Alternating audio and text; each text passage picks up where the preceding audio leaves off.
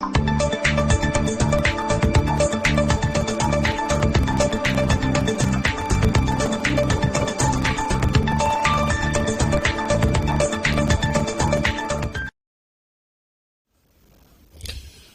et messieurs, bonsoir. Des dégâts matériels importants et même mort d'homme, c'est le bilan jusqu'à présent provisoire de l'incendie qui s'est déclaré aux premières heures de la journée de ce jeudi au quartier de Bonhomme dans la commune de Matete. D'abord, supposé d'une origine inconnue et après investigation, l'incendie serait provoqué par une gestion imprudente d'un dépôt de carburant en plein quartier résidentiel. À l'heure actuelle, les enquêtes continuent pour établir les responsabilités. Sylvine Dayassabri pour les détails.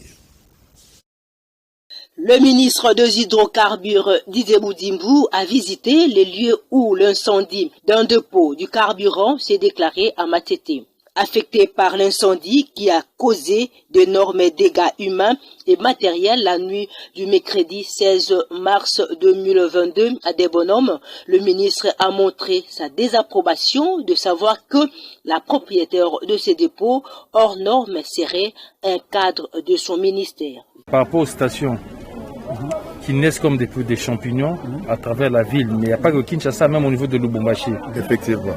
Toutes ces stations, on est en train de les répertorier parce que le ministère des hydrocarbures, c'est pas lui qui donne l'autorisation de bâtir. Il faut qu'il y ait des stations. Donc on est surtout comme tout le monde. Mais on ne va pas renouveler, surtout là où c'est très dangereux, arracher tout ce qu'on a donné comme autorisation, tout ce qu'il y a comme permis. On va arracher ça. On va faire ce travail-là et nous allons vraiment réglementer le secteur. Je pense qu'il y a des normes par rapport aux stations. Il y a des normes par rapport aux entrepôts. Mais ça, c'est quoi cette histoire? On nous dit qu'il y a une dame qui tient ici, apparemment, elle est des hydrocarbures, elle fait le stockage, mais je pense que ça, c'est pas le stockage. Ça, c'est pas ce que nous voulons. Donc, le ministère va se porter partie civile, il va porter plainte dès demain matin, et il faudra appréhender cette dame-là. Il faudra qu'il puisse nous expliquer, est-ce que l'argent a plus de valeur que la vie humaine? Donc, nous comptons sur vous. Dès demain, on va poser l'action avec notre conseil juridique, on va porter plainte pour pouvoir arrêter tout ça. D'où la brigade des hydrocarbures qui doit être mise en place. Elle sera mise en place très bientôt pour qu'on évite tout ça. Mais les victimes, dont beaucoup ont été acheminées à l'hôpital pour des soins appropriés.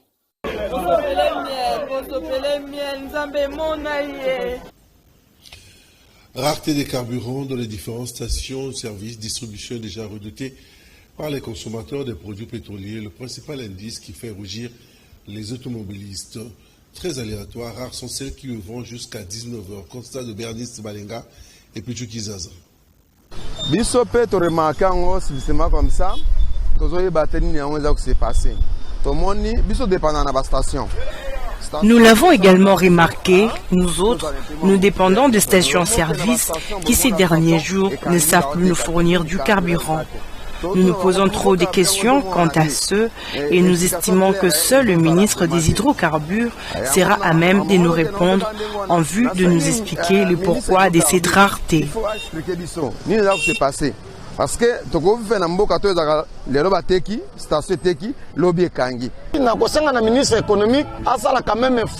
aux autorités, nous leur demandons de prendre des mesures adéquates qui pourront nous sortir de cette situation.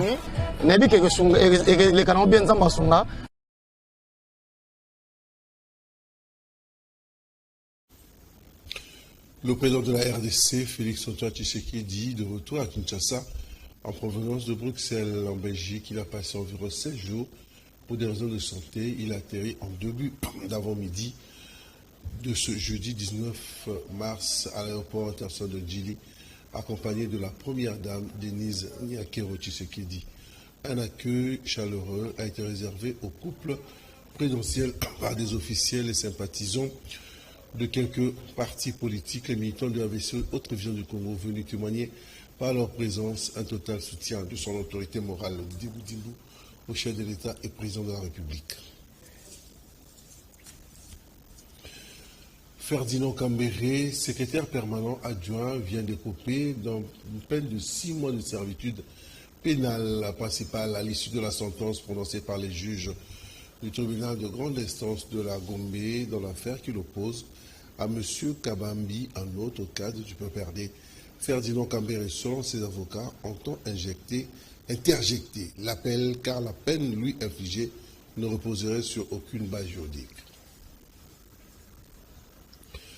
Pour l'Association africaine de défense des droits de l'homme, l'AZADO, par la voix de son président Jean-Claude Katende, la peine de 6 mois de servitude pénale principale infligée à Ferdinand Kambere et l'autre est dans une certaine mesure injustifiée, considérant le cours de cette instruction et aussi des alternements du tribunal de grande instance de Gombe qui n'a pas affiché une grosse sérénité. Jean-Claude Katende a réagi en duplex au micro de Jean-Pierre Jody Suivi. Il est important de rappeler que nous avions dit en son temps que l'infraction de tentative de meurtre mise à charge de M. Ferdinand Kambere était tout simplement fantaisiste. Aujourd'hui, le tribunal de grande instance de Gombe nous donne raison en ce qu'il a disqualifié l'infraction des tentatives de meurtre en prenant en compte l'infraction des coups et blessures volontaires. Là, nous partageons les mêmes points de vue que le tribunal de grande instance de la Gombe. Mais là où nos points de vue divergent, c'est en ce qui concerne la peine de 6 mois de servitude pénale principale retenue contre M. Ferdinand Kambere. Nous estimons, au regard de faits et au comportement affiché par la partie civile, que cette peine est lourde. Il aurait pu être condamné à moins que ça.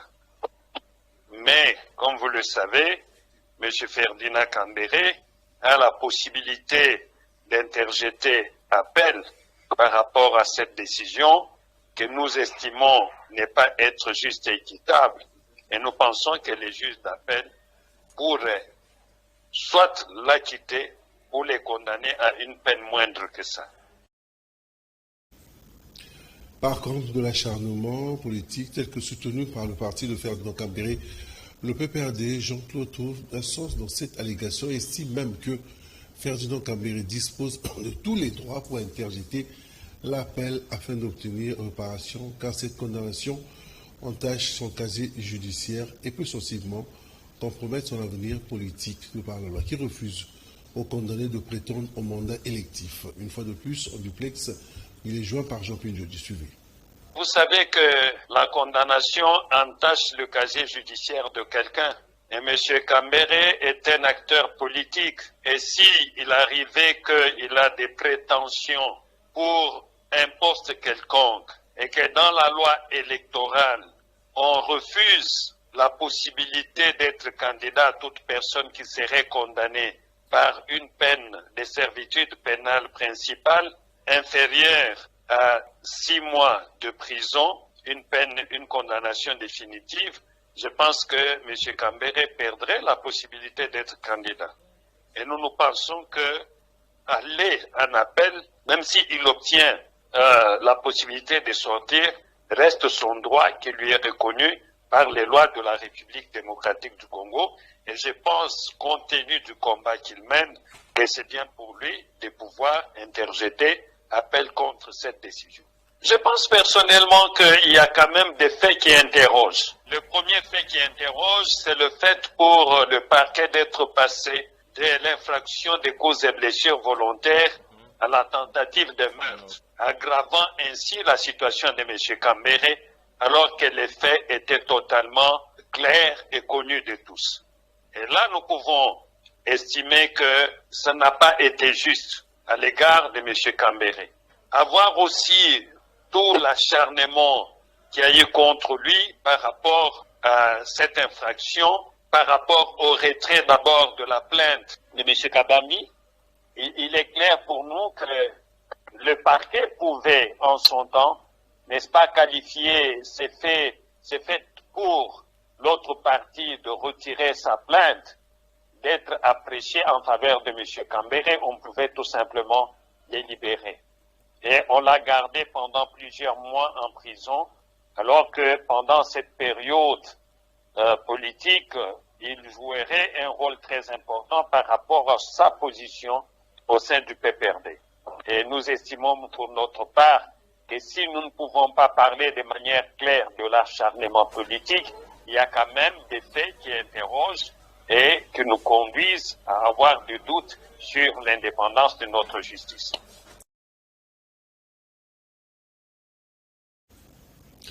Au cours de la réunion de conjoncture économique présidée à 24 heures par le Premier ministre, 3 points ont été à l'ordre de cette séance de travail avec les ministres sectoriels concernés. Il s'agit de la note conjoncture économique, de l'impact de la guerre de l'Ukraine sur l'économie congolaise et de l'exécution du programme de développement à la base de 145 territoires. Commentaire de Jean-Pierre Jodi suivi. Les questions relatives à la note de conjoncture économique sont d'une réelle nécessité et les ministres sectoriels, membres du comité de conjoncture économique, s'y sont penchés et font des projections à la hauteur des ambitions du gouvernement congolais. Et donc, le Premier ministre a instruit les membres du comité de conjoncture et l'ensemble des ministres sectoriels du gouvernement de bien pouvoir lui transmettre ce qu'ils considèrent comme impact dans leur secteur respectif. Parce que nous craignons que ces impacts ne puissent nous faire accélérer fortement le prix et jouer sur le pouvoir d'achat de la population. Le comité de conjoncture va réfléchir également sur les mesures d'atténuation. Le niveau d'exécution du projet de développement à la base des 55 territoires a été scruté au cours de cette séance de travail. Nous avons également réfléchi sur l'exécution du programme de 145 territoires. Nous sommes, Madame la ministre des Finances nous a informé que la phase de paiement est à son terme, donc les premiers décaissements ont eu lieu effectivement pour que les agences commencent les travaux sur le terrain. Nous avons également examiné les autres paramètres économiques, notamment le taux de change qui reste relativement stable, autour de 2000 francs congolais pour $1 américain pour le taux officiel et autour de 2036 francs congolais pour $1 américain pour le marché parallèle. Les réserves d'échange sont restées relativement stables autour de 2,8 milliards de dollars.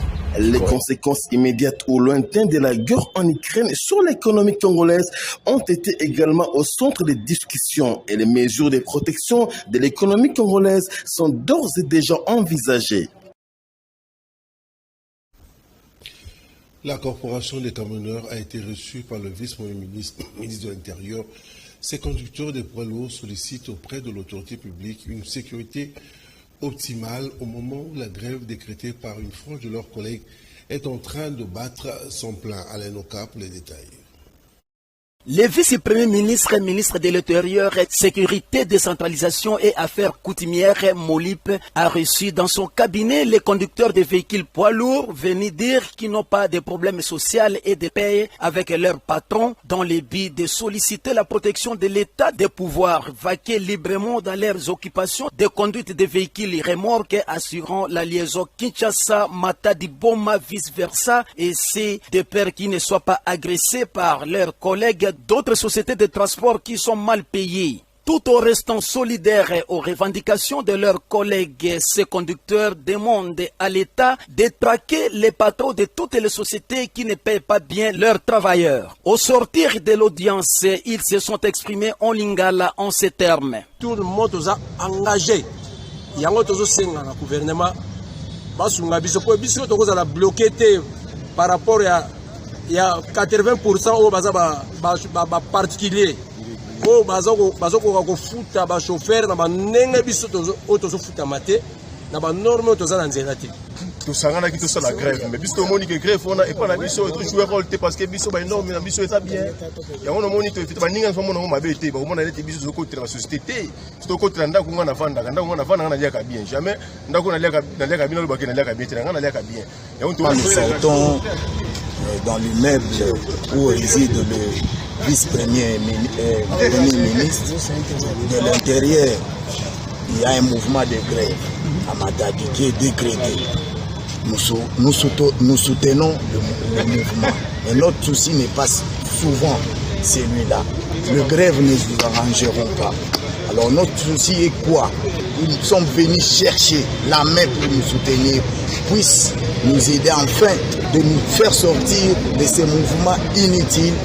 Les conducteurs de poids lourds venus voir le vice-premier ministre, ministre de l'Intérieur, Sécurité et Décentralisation sont ceux de sociétés Socitras, Énergie, Paragon et Autocris.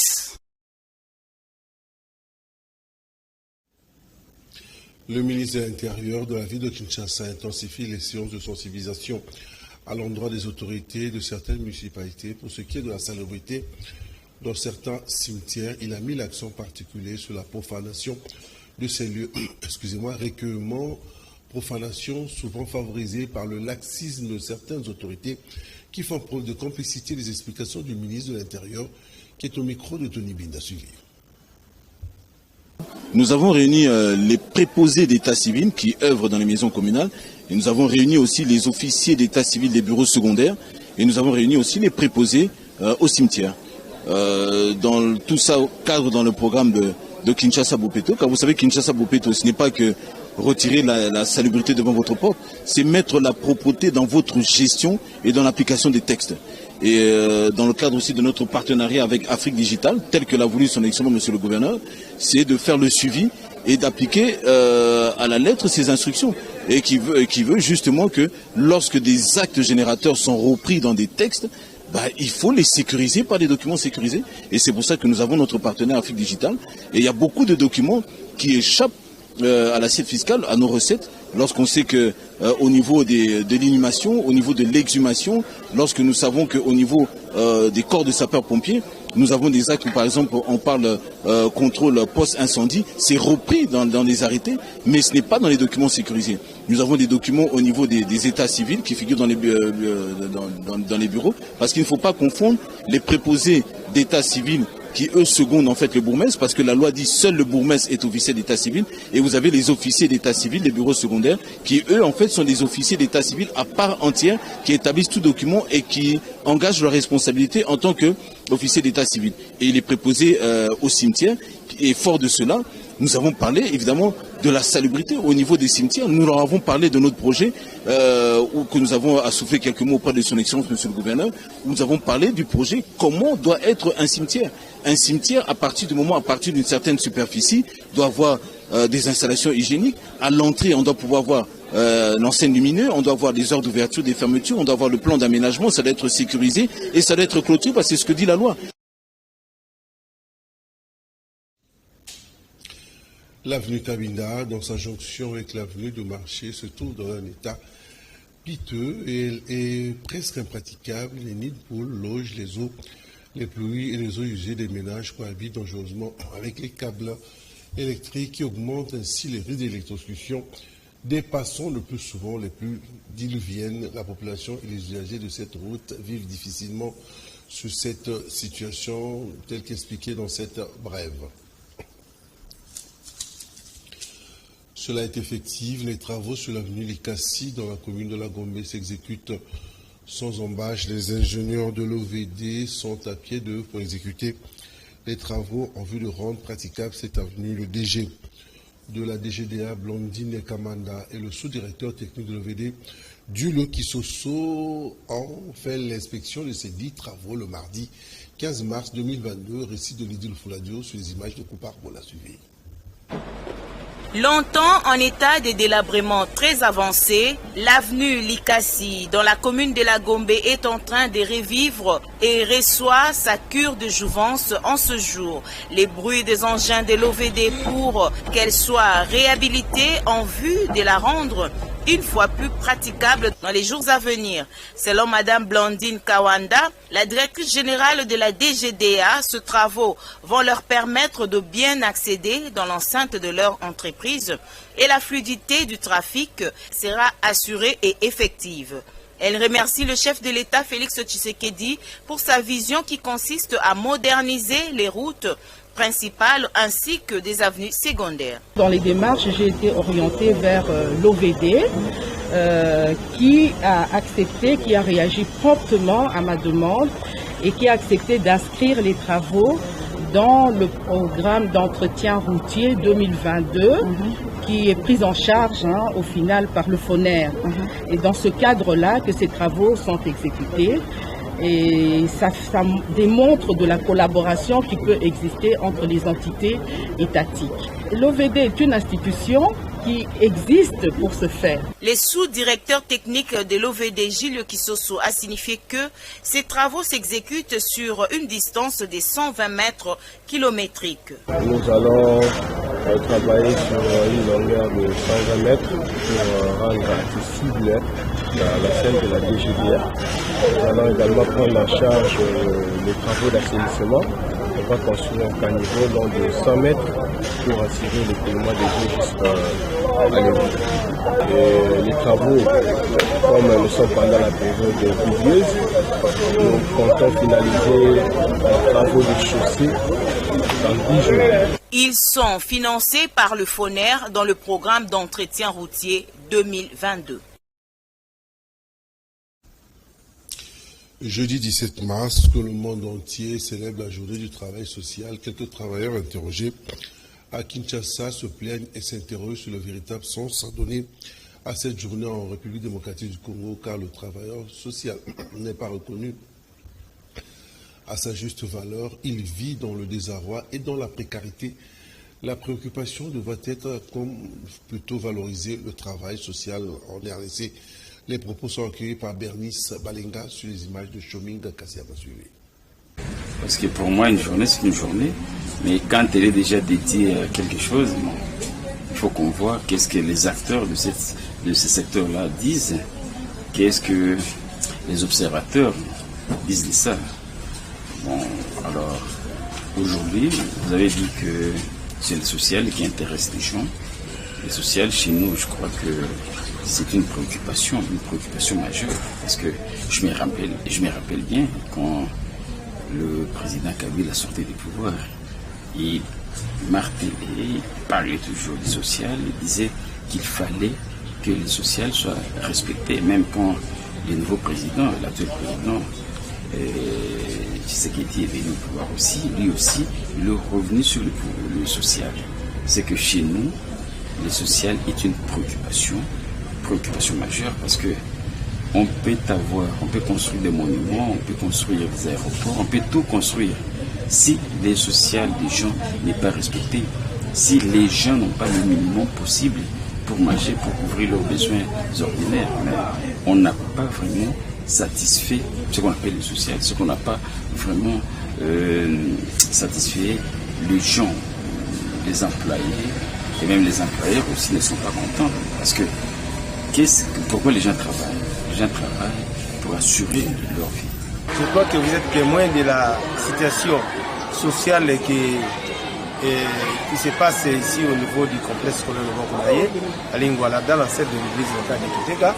Vraiment, nous sommes débordés par rapport à la situation.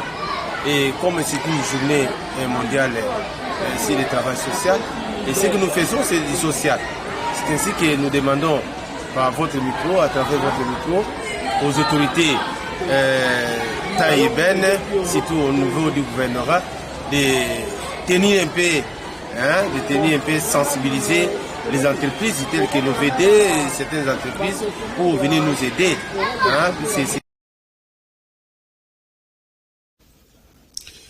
La CENCO a procédé au développement du logo officiel de la visite du pape François en RDC, un logo type qui va servir de symbole pour accueillir le séjour du souverain pontife en RDC au mois de juillet prochain. Pour la CENCO, le logo ainsi présenté au public est protégé par la SOCODA et ne peut faire l'objet d'un usage abusif par les tiers. C'est au cours d'une conférence de presse. Commentaire de Laetitia Loubozo-Souvé. L'évêque auxiliaire de Kinshasa, Monseigneur Carlos Ndaka, en sa qualité de président délégué du comité chargé de préparer la visite du Saint-Père, a officiellement dévoilé au centre interdiocésain à Kinshasa les logos de la visite du pape François en République démocratique du Congo. Intitulé « Tous réconciliés en Jésus-Christ », le logo a été présenté par l'abbé Ken Kabuya, qui a expliqué le sens donné à tous les éléments qui figurent sur les logos. Cette carte aux couleurs de notre pays, on l'aura remarqué, elle est ouverte et presque inachevée à l'ouest pour traduire l'ouverture et l'accueil réservé à ce grand événement ainsi qu'à ses fruits. Par ailleurs, les couleurs du drapeau, ainsi qu'on peut le remarquer, sont judicieusement réparties pour exprimer ce qui suivra. Donc, le jaune que nous connaissons tous symbolise la richesse de notre pays à tout point de vue, par rapport à la faune, la flore ou encore ses richesses terrestres ou encore souterraines. Parmi ces éléments figure par exemple l'okapi pour l'abbé Kabouya. L'okapi est un animal symbole de la RDC où il vit à l'état sauvage. L'eau représente la richesse hydraulique de la RDC et tant d'autres. Il y a la palme que l'on peut remarquer sur la toute première lettre du mot pape, qui renvoie d'une part à la palme du martyr pour souligner combien cette réalité est ancrée dans l'histoire du Congo, exprimant de fait la victoire, la renaissance et l'immortalité. Elle renvoie d'autre part à la note d'espérance que procure cette visite du Saint-Père. L'évêque a signalé qu'avant de la présenter, le logo a été légalisé par Sokoda, la Société congolaise des droits d'auteur et des droits voisins. De ces faits, aucun élément de ces logos ne peut être publié sans l'accord de la SENCO. Tout usage non autorisé entraînera des poursuites judiciaires. Le gouverneur militaire de l'Ituri, le général Laloboya Kachama, est arrivé à Bunia après des séances de consultation à Kinshasa. Suivez cet élément de la presse militaire.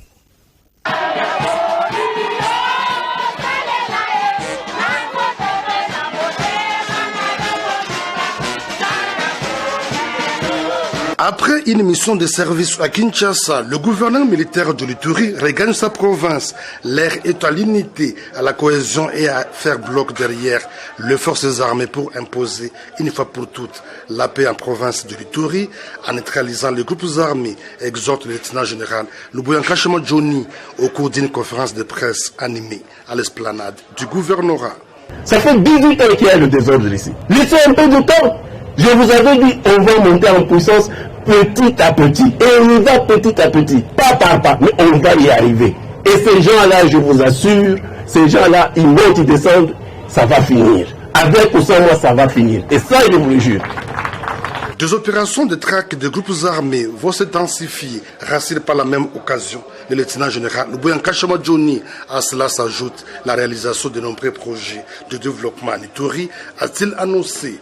Pour sa part, la population réaffirme son soutien indéfectible au gouverneur de province pour la réussite de sa mission, celle d'imposer une paix durable dans cette partie de la République démocratique du Congo. Si tu as Ituri et ça gouverneur Atikala, pour yende moto avec Simboka te bana mboka bango bazo tamboka. Tozo zela kimia toza vraiment impatient biso bana ya Ituri ba politicien wana batika ba manipulation ya pamba wana ezo faire avancer province te. Une conférence de presse animée quelques heures après son arrivée à Bunia, où un accueil digne de son rang lui a été réservé par la population de l'Ituri, ravi de voir le gouverneur militaire revenir dans son entité pour mener à bien la mission de neutralisation des groupes armés lui confiée par le commandant suprême de forces armées, le chef de l'État, Félix Antoine Tshisekedi Tshilombo.